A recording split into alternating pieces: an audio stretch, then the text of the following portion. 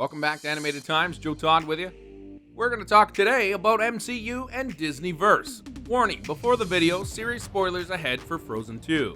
Disney Studios has been exploring its characters since its initiation. The studio specializes in stretching out the boundaries for the characters, and with the sequel of Frozen hitting the cinemas, we cannot stop comparing it to the Marvel Universe, which has dominated the superhero and sci-fi scene for quite some time now. The following video portrays the protagonist of Frozen in the light of the MCU timelines and characters. Before jumping into it, hit the subscribe button and show some love to the channel. We can be sure of one thing: you're in for a treat.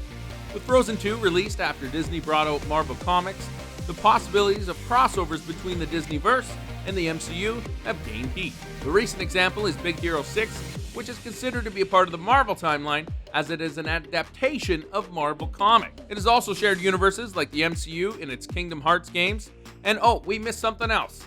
An episode of Hercules featured a crossover with Aladdin as well. Moreover, there exists the Pixar theory, which links Toy Story to Brave, hence giving the idea that Disney and Marvel can link themselves together. Frozen movies have showcased a strong inclination towards similar storylines as of the X-Men. Yes, it's true, and if you don't believe us, then we're going to prove it to you right now. Starting off with some superficial comparisons, Elsa is hated for her powers to control ice, just as Marvel's mutants. She gradually isolates herself and starts appreciating her powers, but keeps feeling different from everyone else. Story of every other Marvel mutant, right? Elsa's powers are also strikingly similar to that of X-Men's Bobby Drake, aka Iceman, who can control temperatures and can construct out of ice. But as the movie reveals, Elsa's powers are much more refined than Drake. Elsa can imbibe life into non-living things, resulting in the birth of Olaf. Frozen 2 goes in deeper, literally, as it reveals that Elsa can tap into Olaf's consciousness, as the water he is made of from retains memories that she can access. Pretty cool, huh? This power is later developed into an ability to resurrect those who are lost in their memories intact. Elsa also has remarkable control over her powers. While Iceman's armor is shown to be fragile, Elsa's ice dress flows with cloth-like flexibility. With Iceman being classified as an Omega level mutant, Elsa deserves it as well. In the first Frozen movie, Kristoff had a major role to play. He and his reindeer were a joy on the screen, but the relationship surely gave way to some hints on the fact that Kristoff might be having low-level telepathic ability. He understands Sven very well, and there are many incidents which prove that. Telepathy is a pretty cool gimmick to pull off, and the X-Men knows it very well. So Kristoff for X-Men. Coming to a bit unconventional mutant, the character of Olaf was a treat for the audience. Funny, sometimes silly, and extremely naive, Olaf is a definition of how good a guy, snowman, can get.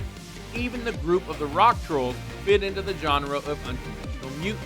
What we found interesting was that the giant-size X-Men #1, the writers mentioned Krakoa, which is a sentient mutant island.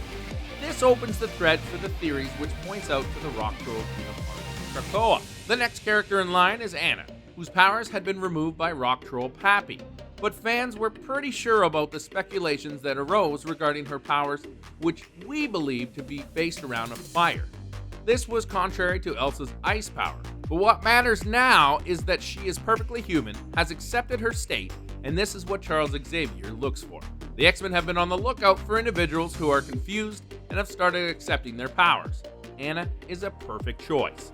If the fingers are pointed towards timelines, then a strong argument can be made that Frozen fits into the Marvel storyline, where mutants in the early era were called witch breed.